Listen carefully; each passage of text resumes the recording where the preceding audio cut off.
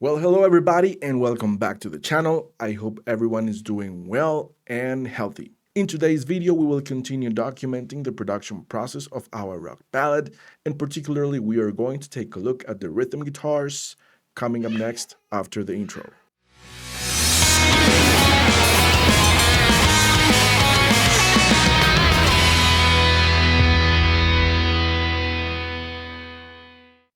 Before we begin, if this is the first time you are visiting this channel, we are all about music production.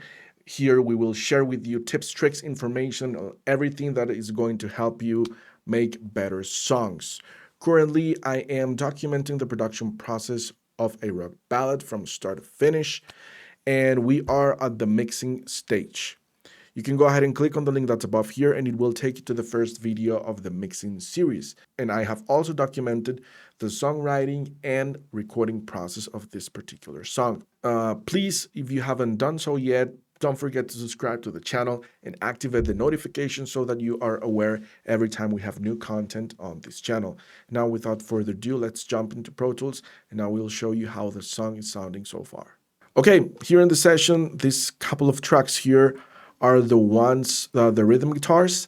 And one particular thing about these tracks is that they are linked together. So just to give you an example, if I move something here for this first guitar, it is also going to happen in the plugin that is inserted to the other track, just so you know. But before we move on, let me show you how the guitars are sounding right now in the context of the mix.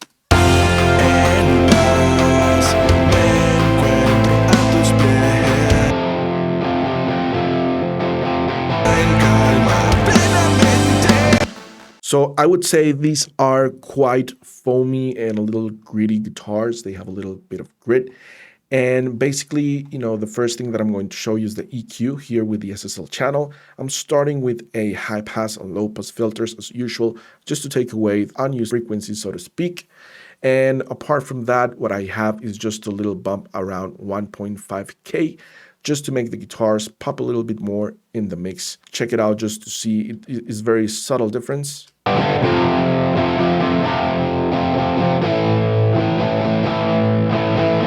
It makes it pop a little bit more. The second thing that I have is check out what happens if I go to the chorus. I'm going to set this to 0. This is a pretty mid-range heavy guitar, so to speak. Let's take a listen to it.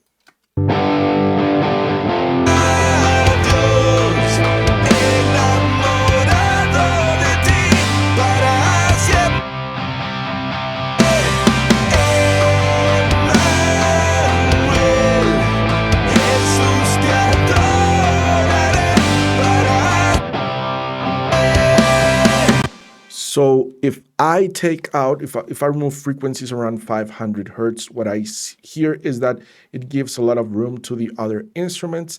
But for this particular case, and that's a technique that maybe I would use a different song, but for this particular case, I liked the way the mid-range was sounding. So I didn't want to take too much off it, particularly from the guitars and the drums. This is not a mid-range heavy song, but I'm not taking as much. So I like the way it sounds. Let's take a look.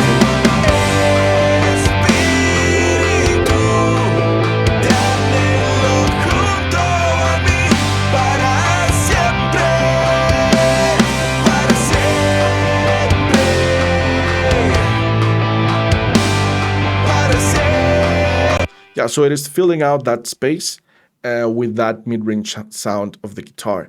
I'm not doing anything else with the low end of the guitars. This is what I've got so far. The second thing that I do is I search for a harsh frequency between 2 and let's say 6K. I search for it and I remove a little bit of it, particularly for distorted guitars, and that's what I did here. I'm taking out 3 decibels, a pretty narrow band at 2.3K. Basically. Then the next effect plugin that I have is the CLA-3A, just add a little bit of compression, but I would say this is more like a color plugin.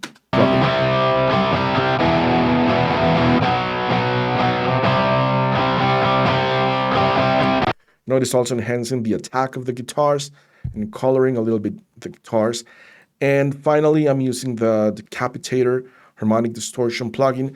Basically, what I'm trying to achieve here is I use this for two reasons. For loudness would be the first one, and also to add aggression or grit to the guitars. And you can also hear that. Let's try.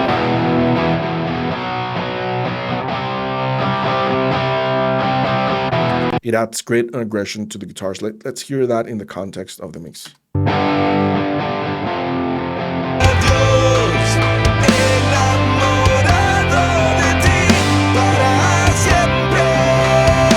And it is also make them louder, okay?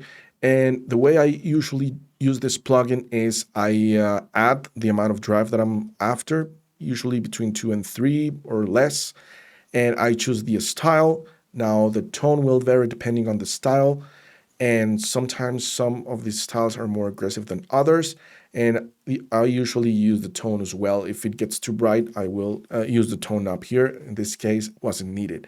For that particular case, you can also use it for special effects as well. And that would be it. Let's take a listen to the guitars in the context of the mix.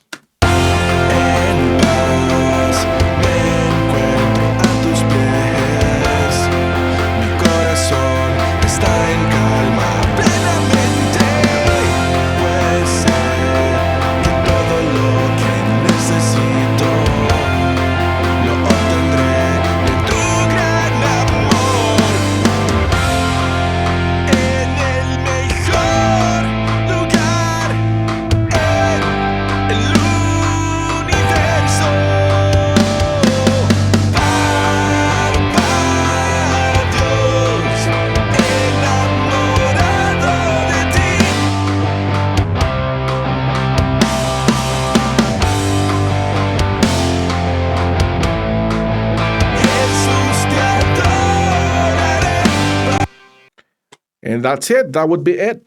Okay, that would be it. We have now documented the rhythm guitars of our rock ballad. Let me know in the comments below what you guys think about how the song is sounding so far.